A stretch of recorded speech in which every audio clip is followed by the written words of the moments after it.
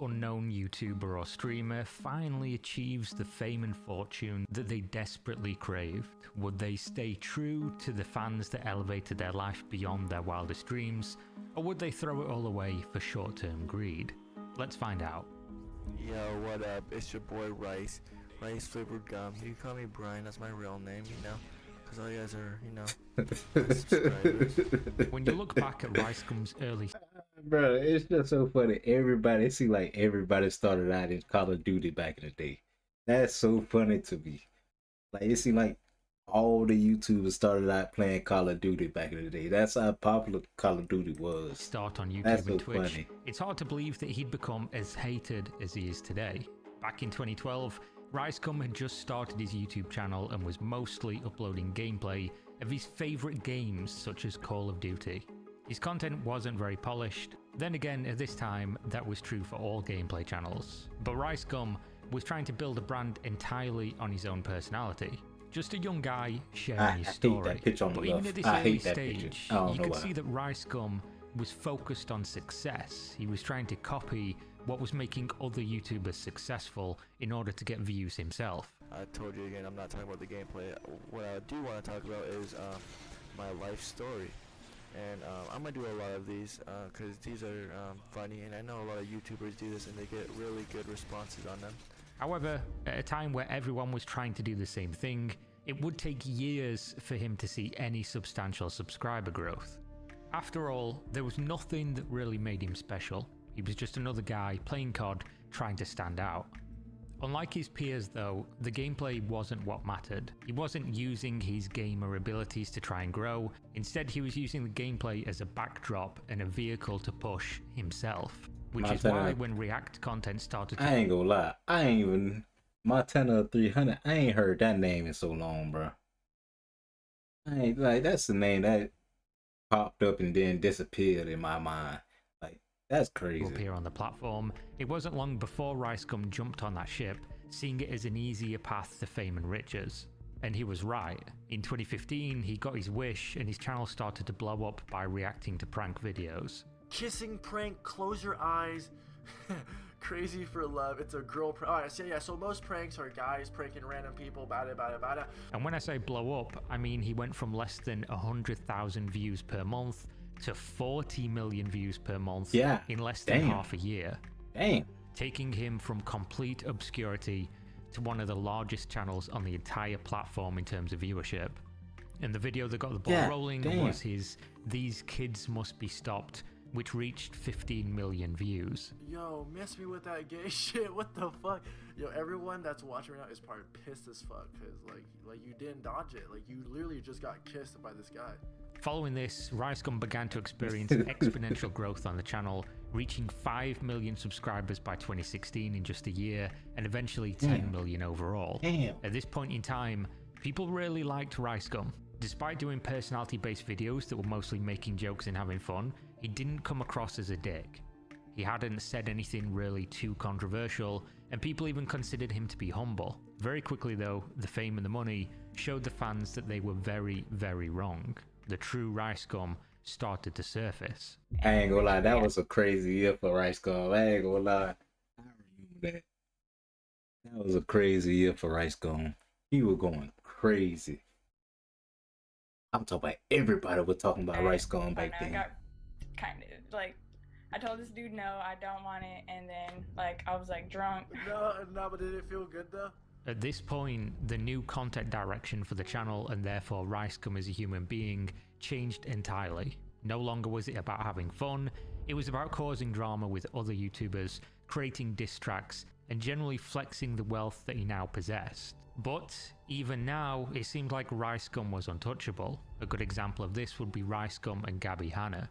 Hey Rice Gum, I just challenged you to a live battle on Snapchat. Would you do it? No. Live rap battle. Why wouldn't you do it? No, I don't want to do it. Alright, so Rice doesn't have his goal.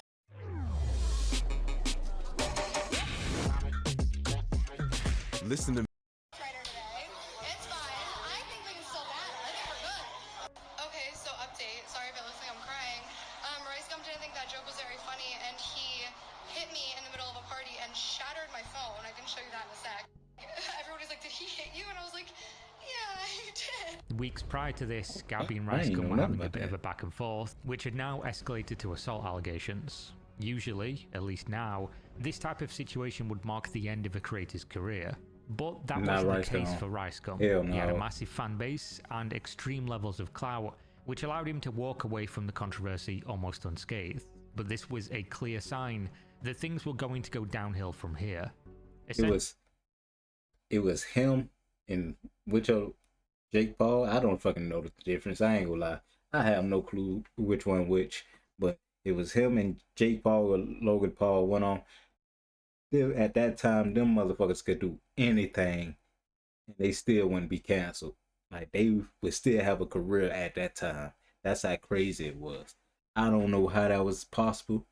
They can do some of the worst things ever and still have a career.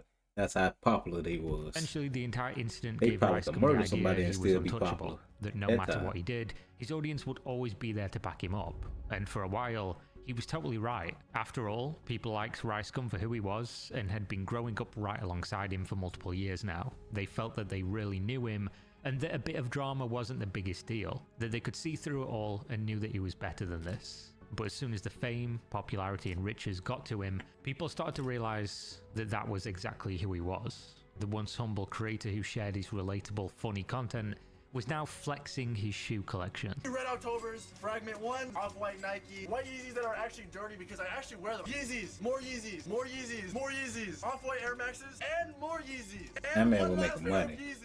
Naturally, He Ricegum's was making viewership and fucking subscriber money. growth stagnated. His audience wasn't interested in gawking at mansions or fancy clothes. They wanted to see a relatable creator that put time and effort into their content. Unfortunately, the old Ricegum is no more, and his online career would follow shortly after. On the 31st of Ain't gonna lie, December that was 2018, Ricegum uploaded the now infamous How I Got AirPods for $4 video, which will go down in YouTube history as one of the most shameless promotions of all time. Oh, I remember. He wasn't the only one. He wasn't. It was the loot boxes and all that. I ain't really understand it back then. I think it was like loot boxes. Like basically, you ain't like I say, you ain't know what the hell you'll go get, but you spending real money to get it. You can basically be getting trash. I think the draw was like you can win a Lamborghini and all that.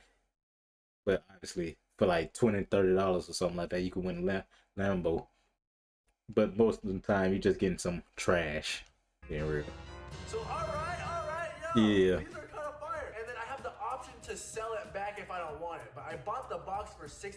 I can sell it back for $140. So I low-key made a profit. So I'm gonna hang on to that. I'm gonna just open up another one. In this 11-minute video, Ricegum had done irreparable damage to his own brand and proved that he no longer cared about his audience at all. He went from being broke and thankful that he was lucky enough to have an audience at all, I got really lucky, and you know, I got I lucky had them that I ran glasses. into you I broke guys. mine. to being filthy rich and totally out of touch with why anyone watched him in the first place. It's very clear now, the only thing that mattered was making him just a little bit more rich, and if he had to give his young, impressionable audience a crippling gambling addiction to do so, well, so be it, just the cost of doing business, I guess. Of course, fans can sometimes forgive a struggling creator making some bad decisions to make a little bit of money, but that clearly wasn't the case here. Ricegum was incredibly wealthy. He had more money he could ever spend in his lifetime, in his kid's lifetime, and that still wasn't enough for him to stop. Of course, this chapter of his story wouldn't be complete without a classic YouTuber apology video. Ricegum addressed the controversy. I can imagine how Rice gonna go. I don't remember this one though. I don't remember him apologizing. Did he say I don't care or something like that? Cause I feel like that's what he'll say. I feel like this gonna be like a fuck you, I do it again type shit. That's what I feel like it is. In which his defense was that other people did it, so why is it a big deal that he did it too? As well as explaining that they offered him tons of money, which Yeah. of course then makes it okay, right? But anyways, he made the same type of video, like 3 months ago. No one said anything. It wasn't a problem back then. The cherry on the cake though is that his solution to those actions was to post Amazon gift cards in the video. Oh, I remember this now. The gift cards didn't even work. The gift cards ain't work. That's what I remember that. The gift cards ain't work. He posted gift cards in comments, and people try to get it and use it, and it didn't work. I remember this. Okay. Essentially throwing pennies at the peasants from his castle filled Gift with cards gold. ain't even There's work. nothing I can really do but say sorry and give you these Amazon. He they didn't even work. That was so funny, bro. Like, bro, how you gonna try to say all I can do is give y'all gift cards and all that, and they don't even fucking work? That shit was cards, so I'm hilarious. sorry, it just wouldn't happen again. Amazon codes $10 to $20, just a little giveaway. It's the least I can do after this. So it's safe to say Ricegum knew his time Cause everybody, Mobile games are going that shit big. was hilarious. Clash Royale. and the sun was coming to an end. Angry comments from fans on anything he posted, and almost weekly exposed videos made being on the platform. Oh yeah, from I think you fans on said it right anything he there. posted. All the giveaway codes were claimed in May 2018, 7 months before this video. See, yeah, I remember that. I remember. See, I told you. I remembered that. Because I remember that being like, bro, that was funny as hell to me. And almost weekly exposed videos made being on the platform incredibly difficult for him. I mean, if you look at his earliest video as a 15-year-old talking about Call of Duty, it's just full of comments dissing him. This led to Ricegum posting less and less frequently, until finally it looked like he'd given up on the platform entirely. That is until he appeared out of nowhere to promote a now infamous cryptocurrency pump and dump scam called Save the Kids, alongside other disgraced content creators. Save the Kids token. Save the Kids token. Now, when you consider just how successful Ricegum was in his time on the platform, it's obvious he will never have to work a day in his life. He will live wealthy for the rest of his days. He could have used his platform for good, continuing to be popular, well-liked and respected. Instead, he let the fame, fortune and clout infect his mind like so many other creators who blew up overnight and started living a life that exposed their worst qualities. You can't even say he blew up overnight. If he was posting videos since 2012 and he blew up in 2015, 2017, like, he ain't blow up overnight. That man grinded. But now what you can question him on is, okay, you didn't really have to do that. Like, you was wrong for trying to scam your fans and all that, blah, blah, blah. But that man definitely worked for that. I give him that. He At worked least for for all Ricegum, this. though, he didn't try to hide who he was or what he was doing, as it was painfully obvious to everyone watching that he was out of touch. His downfall was right there for everybody to see, and it wasn't some underground, hidden, shadowy expose that brought him down. He was just true to himself until the very end, which is more than can be said for some other influencers on this list. Welcome to another episode of Unbox Therapy. Today is a What the hell he very did? exciting day. Lewis from Unbox Therapy started his career in December 2010 with videos of himself unboxing high-end tech products like laptops, speakers, and smartphones. No, The I name didn't of his watch it. channel, Unbox Therapy, Did I? told viewers all they needed to know. A well-edited unboxing experience combined with witty commentary. A formula Yeah, I that many did watch other him, channels yep, would draw yep. inspiration from going forward. At the time though, Yeah. the tech niche on YouTube wasn't as saturated as it is today, so it wasn't difficult for Lewis to stand out and make a name for himself. In fact, he's considered a pioneer in the space, Man, what the alongside hell creators Brother like did? MKBHD, Mr. Who's the Boss, and Linus Tech Tips. Channels that went on to amass tens of millions of subscribers and billions of views. These channels bridged the gap between what came before them. They struck a balance that provided enough information while being fun to watch, even if you had no interest in the current tech on display. Viewers were both helped with decisions about their future purchases, as well as entertained. A viewer-created dynamic that was based on trust and, most importantly, transparency. However, as the years went on, Lewis' trustworthiness would be called into question as he put his personal gain over the well-being of his audience. So it only makes Remember sense. this? Damn, that was him. Yeah, this was like an ad too. I remember this, wasn't it? This was like an ad. He got like a whole bunch of iPhones in there. He said he'll give them away for like $1 or something to like give that. some back to a lucky subscriber, or maybe a few lucky subscribers. So many of you want a new phone. This might be your chance to get one. Just make sure you're subscribed here on YouTube. Leave a comment down below. Let me know which color you like best. In early 2016, Lewis published a video of himself next to a literal truckload of iPhone boxes, stating he was going to give away a few of those phones to lucky members of his audience. The video received over 10 million views, and in the eyes of everyone watching, it looked like he intended to give away all of the iPhones shown in the video, something that was completely unheard of. The only requirement for entering this giveaway was to follow and engage with Unbox Therapy on all social media platforms, which is not uncommon for a giveaway. Essentially, it's turning those purchases, which are probably tax write-offs anyway, into reach on social media by having people like and retweet and follow your platforms. That ain't nothing new. Unfortunately though, what people came to realize is that there was something fishy with the giveaway. It seemed like only a handful of phones had been given away compared to the truckload that was originally advertised. Many began to theorize that we rely on the internet a and lot, sold them and we probably. need cybersecurity professionals to protect.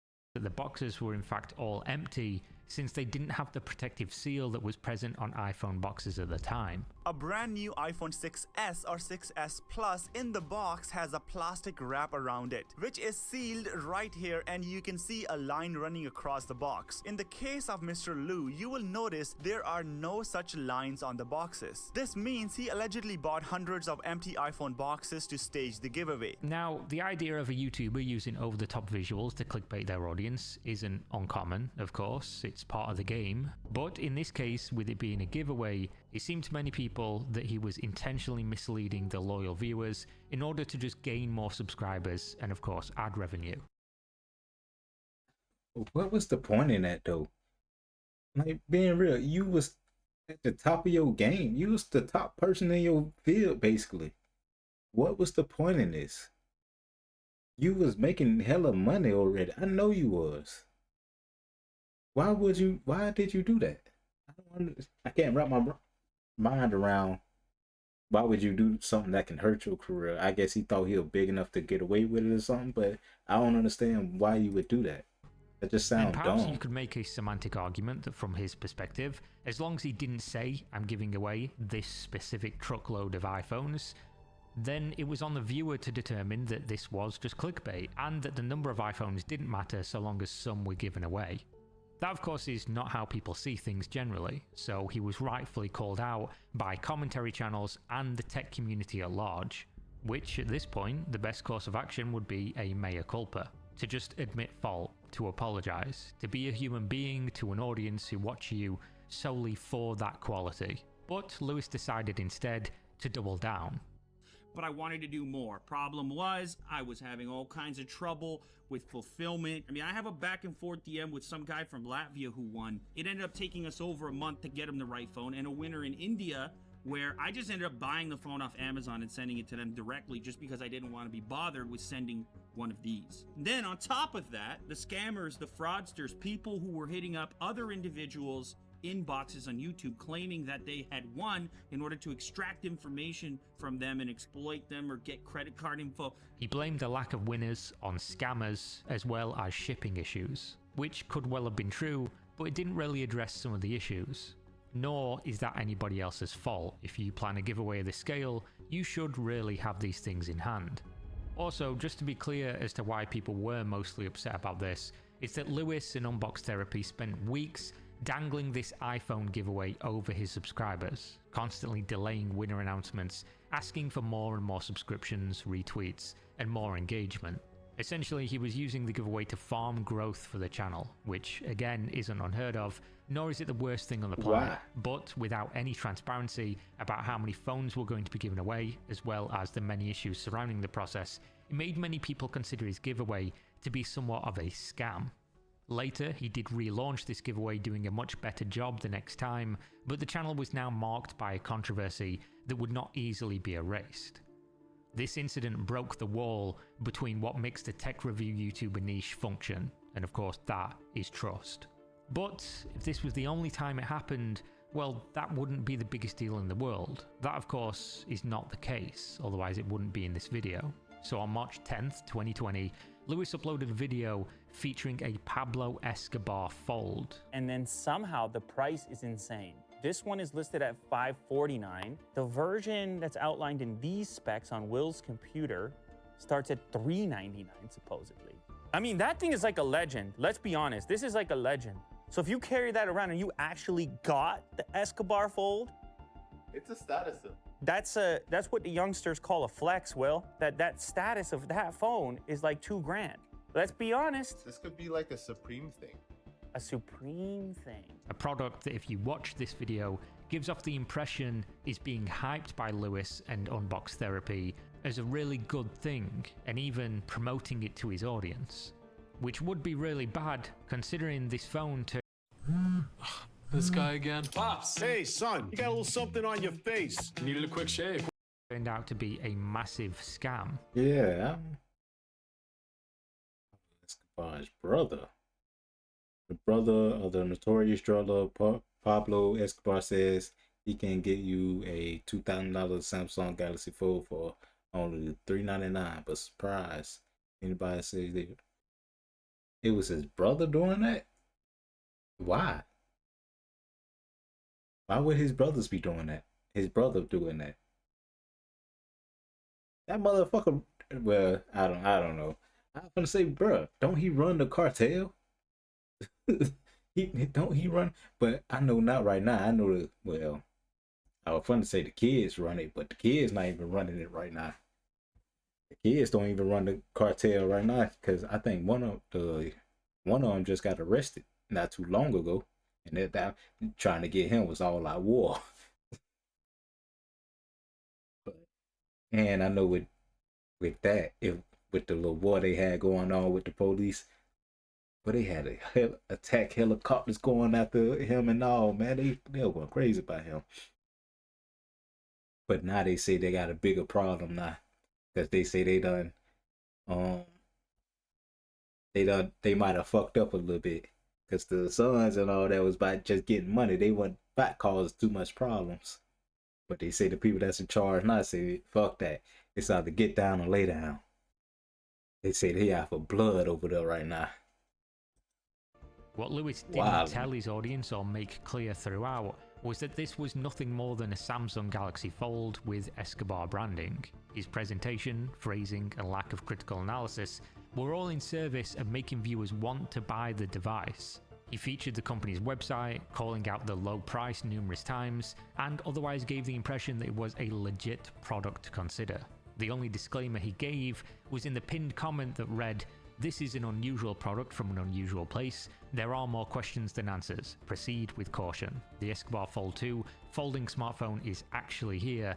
This is an unboxing of the Escobar Fold 2. Of course, a pinned comment is utterly useless compared to an entire video.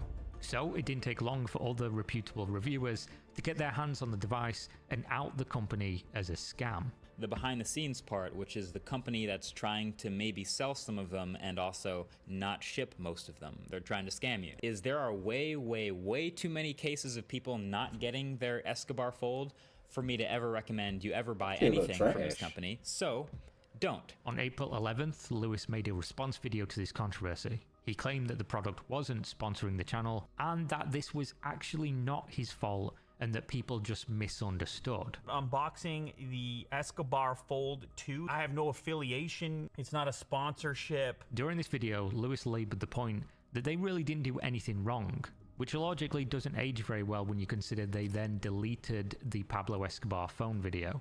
What made things worse is that he repeatedly said people need to do their own research, which is a very tone-deaf thing to say when your audience almost exclusively watches you for you to do that research on their behalf, and they trust you to be the one informed on things that you show them on your channel. If your entire position within a community is to provide research and input on products... Well, I guess if the phone 2,000 and it's only 400, okay, I can see, but I was gonna say the phone looked trash. Not the actual fold. I like the fold, but the actual, just the gold back, actually boof. Ain't that raw for me to be like, oh yeah, I'm about to buy it from this other website. No, I ain't trusting it, because ain't no way somebody go sell something for only 400 when a whole nother company selling it for 2,000. Like, come on now, I ain't trusting that. I ain't gonna lie, that's a no alert, bells going off in your head. Like, come on now, come on. If somebody's selling something for $400, but the original price is 2,000. Unless you getting it on the street, it's fake. It's fake or it's not. It's fake shit. I ain't gonna lie, that's the only way. Like that's like somebody selling the Gucci bag. The Gucci bag go for what it go? Fuck. The Gucci bag going, the original Gucci bag probably going for like 5,000, right? And you find somebody on the street that's gonna sell it for 500. Come on now. That ain't making no sense. That's not making no sense right there.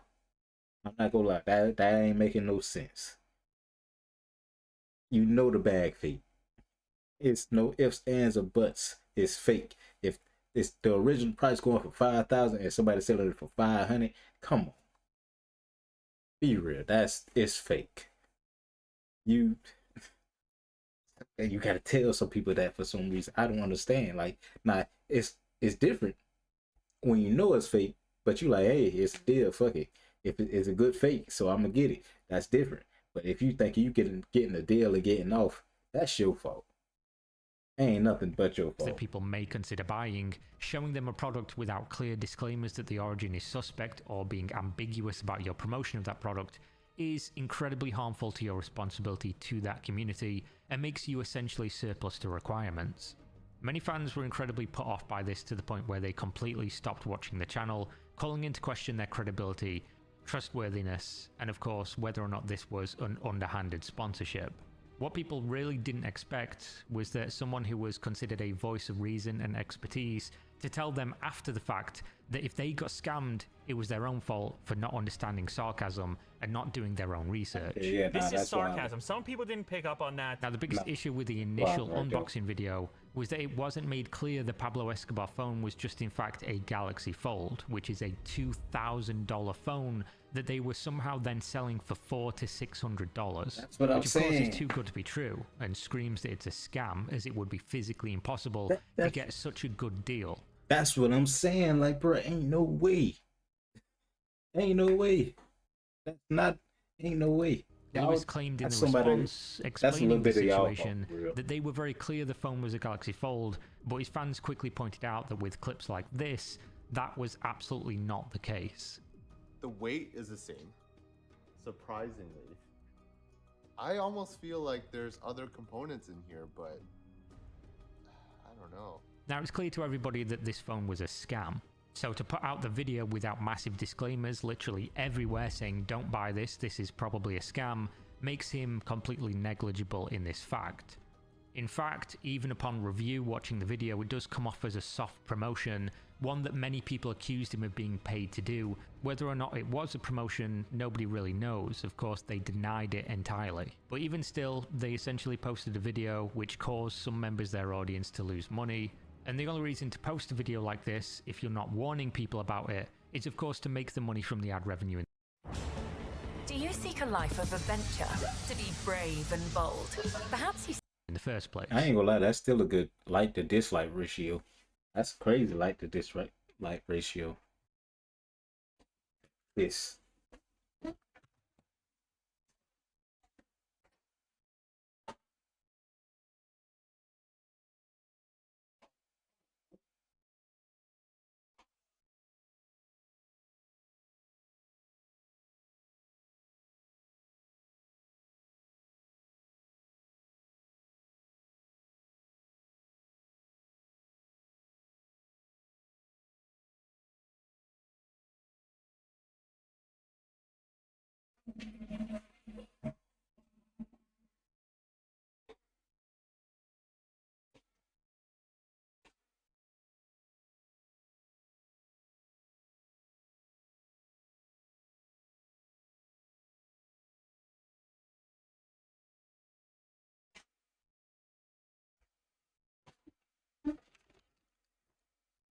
Unlike Rice Gum, Unbox Therapy is still around and still making videos with great success, though their numbers are much lower than they were before this fiasco, and it's hard to say if they ever will be again. Trust, but they still getting 1 million plus views of video now. Of course, is a scarce commodity in the online tech space, and when the channel gets so big that they are now a business worrying about making money, it becomes much more difficult to distinguish what is being done for the good of the consumer or for the bottom line of the business, and those two things definitely don't go hand in hand. When you start tangling the two with promotions or deals with tech that you then promote, that's when everything can come crashing down. And now that there's so many channels saturating that niche, what need do they have for you? A lesson that Unbox Therapy should have learned, but judging from both times how they responded, it's hard to say they really took it to heart. It was around 1.5 years ago that I started getting really deep into personal development and entrepreneurship. And for better or worse, I usually have this pretty nasty habit of getting like super obsessed over things that I get into for as long as I can remember. In his prime, Jake Tran was considered a YouTube mastermind, crafting thought-provoking and engaging documentaries every single week. The production quality was great, the storytelling was fantastic, and the angle that Jake took was one of a kind. So how did his channel go from this to a shameless cash cow that pumped out repetitive, low-quality videos? Well, to answer that, you'll need to understand who Jake is and what brought him to YouTube in the first place. The struggles and trials that Jake experienced in his early life would become the foundation of how he conducted business, and at the very core of it all, his relationship with money. Jake grew up poor and didn't have access to the finer things in life. His family had to cut a lot of corners to stay afloat and to make ends meet. These circumstances made him dream of a better life and gave Jake the hunger to make it big. Which is of course by no means a poor quality to have or a life goal that is inherently bad. This all depends on how you pair that with a strong ethical foundation. So getting into YouTube, Jake's story was that of trial and error. He went through a series of setbacks and failures on his journey to financial freedom. When he first started his channel, Ironwood Productions, it only reached 5,000 subscribers. At this point, he dropped out of college and started a freelance web development career. After a while, he tried again to make YouTube work, this time selling people on him, Jake Tran, a young man having the answers to a better life, despite him searching for a better life himself. The classic confidence play, fake it till you make it. He was selling courses on how to get a $40 an hour work from home job, but it wasn't quite making ends meet as much. Oh my god, I'm so tired of them niggas, man. I'm not gonna lie to you. I'm so tired of them fake it till you make it niggas, bro. Like, yeah, it work. It's probably the best way to do it, but come on. Like, that's so aggravating. Like, I don't understand how people can't see it. Like, a lot of people, especially I don't understand how a lot of people can't see, like, bro, he really faking his lifestyle. He really can't afford this. He probably really working at Burger King or something like that. Like, come on now. I don't understand. I'm so tired of them, bro. And people believe it and fuck with it. Like, this don't make no sense to me. As he hoped. So Jake began another YouTube chapter, the finance-focused video essay route that was going to change his life forever. And if you are new to this channel and you enjoy this style of like visually pleasing videos for the business entrepreneur niche, be sure to click that big red subscribe button down below while you're down there as well. He started grinding away for months, putting out weekly videos that were seeing little to no success, until suddenly things started to explode in late 2021. Within a year, Jake had gained over 1 million new subscribers and was seeing monthly views in the tens of millions, resulting in hundreds of thousands of dollars in monthly advertisement dollars from YouTube's partner program, and, more crucially, an inbox full of endorsement leads. This left Jake at a crossroads. He could go left, making amazing money, life-changing money, and continue to work hard for a long-term future. Or he could go right, make even better money for the short term, and promote things that most YouTubers avoid. Since you're watching this video, you know exactly where he went. He took the right turn, opted to go with the easy, fast money, and he let the greed get to him. If you buy an NFT project, others tend to follow, pushing the price up. The hard part is catching onto these crypto whale hype trains early on, so you're not left holding the bag. Wait a second. So stupid. I want to make sure I have this right. Big news. In the next 60 seconds, I'm going to show you the fastest way to become a millionaire. Right now, there are over 17. I'm supposed to be able to make life-changing profits by catching a hype train early, but I have to make sure I'm not the one left holding the bag. This sounds a lot like a Ponzi scheme. The promotions were always on the nose. He'd make a video about how gambling's evil, then he'd include a gambling sponsor. He talked about how the stock market was evil and included stock trading bot sponsor. Essentially, he was double dipping and using his audience as leverage to sell the problems he talked about in the videos. Though of course the unique aspect of Jake's content made some fans argue that it was entirely on brand, since he was not only telling stories about evil practices, but giving you a tutorial on how to do them yourself, which would make sense that he was now doing them.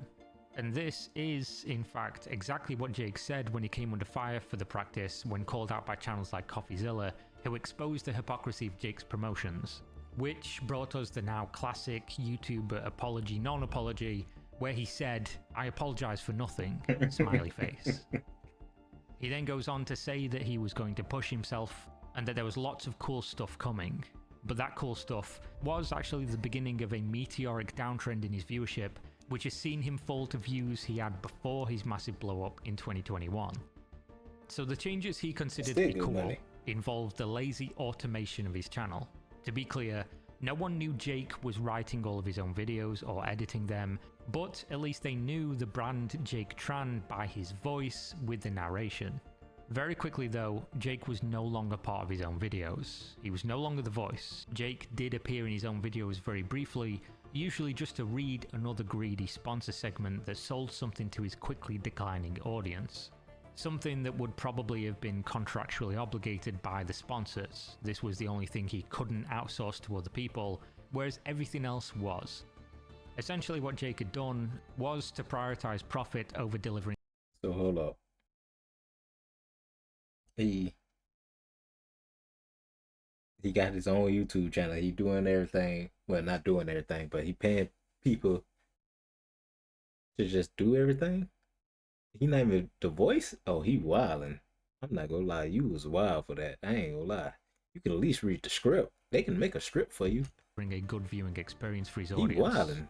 After seeing the trend of a clear decline in You're supposed to viewership, at least read the Jake script. tried to stem the bleeding. He started to once again narrate his own videos, but still continued the trend of filling his description box with promotions for anything and everything related to making money for himself.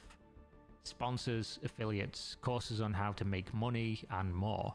He even started posting videos even more frequently, making the monthly viewership decline look even more destructive in context. It's the classic losing sight of how you made it in the first place, and at this point, Jake's core fanbase, who felt like they were watching a human with a YouTube channel, had mostly abandoned ship, leaving the man who refused to apologize during the hubris of his peak to ride it all the way down to the depths alone.